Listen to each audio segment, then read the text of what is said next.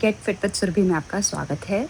आज मैं आपके लिए एक पोस्टपार्टम फ़ेज़ के लिए वर्कआउट लेके आई हूँ, जो आपके जब एब्स सेपरेट हो जाते हैं, डायस्टीसिस रेक्टाई हो जाता है, आपका पेट लटका-लटका होता है, वो क्यों होता है? क्योंकि एब्स सेपरेट हो जाते हैं, उसके लिए वर्कआउट है। तो मैट पे लेट जाएँ, आपकी कमर फ्लैट चिपकी हुई नीचे मैट से मतलब आपकी नाभि को मैट की तरफ खींचें, ऐसा पोज़ीशन में होल्ड करें और फिर ऐसे अपने पैरों को टेबल टॉप पोज़ीशन पे लाकर और एक-एक करके पैरों को बाहर एक्सटेंड करें।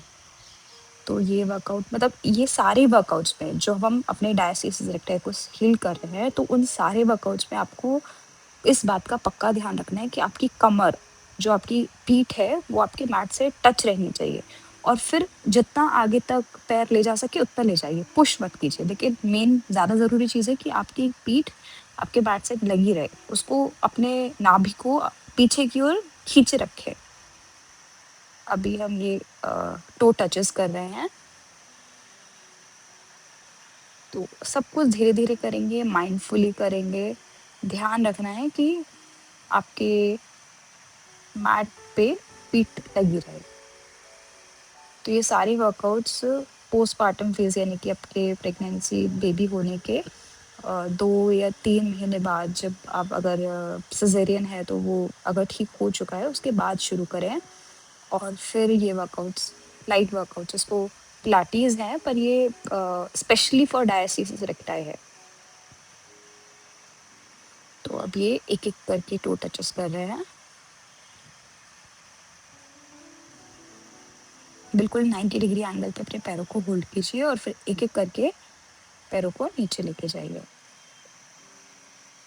अपने टोज़ को मैट से टच कीजिए। आप डायस्टीसिस रेक्टाई के बारे में मेरे चैनल पे भी सुन सकते हैं। 1 या 2 शॉर्ट्स हैं जिसमें मैंने बताया है कि डायस्टीसिस रेक्टाई होता क्या है। प्रेगनेंसी में बेबी को कैरी करने के बाद हमारे एब्स खुल जाते हैं, उसकी वजह से ही ये पेट लटका-लटका लगता है और सिर्फ़ प्रेगनेंसी के लिए नहीं, इवन जो लोग मोटे होते हैं, जो बहुत ज़्यादा इनके बॉडी में फैट स्टोर हो जाता है, तो उसकी वजह से भी एब्स खुल जाते हैं। उस चीज़ को हील करना बहुत ज़रूरी है। तो अभी हम ये क्या कर रहे हैं, वही एब्स को खींचते हुए अब अपने पैरों को मैट पे फ्लैट रखते हुए ग्लूट्स को ऊपर लेके जा रहे हैं। तो इसको ग्लूट ब्रिजेस बोलते हैं। इसमें लेकिन सभी उसमें आपको आपकी नाभि को अपने बैक की तरफ खींचे रखना है, कोर को स्ट्रॉन्ग रखना है, टाइट रखना है।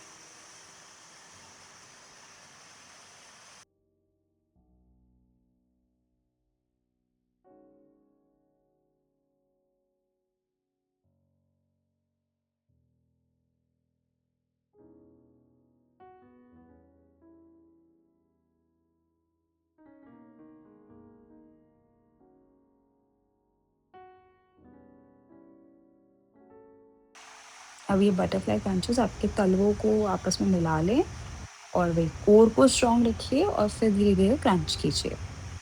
अगर ऐसी इस इसमें से कोई भी वर्कआउट करते वक़्त आपका पेट एक डोम की तरह गोल-गोल हो जा रहा है, तो आप वो थोड़ा सही नहीं कर रहे। आप उसकी इंटेंसिटी कम कर सकते हैं, लेकिन कोर को टाइट ही रखना है।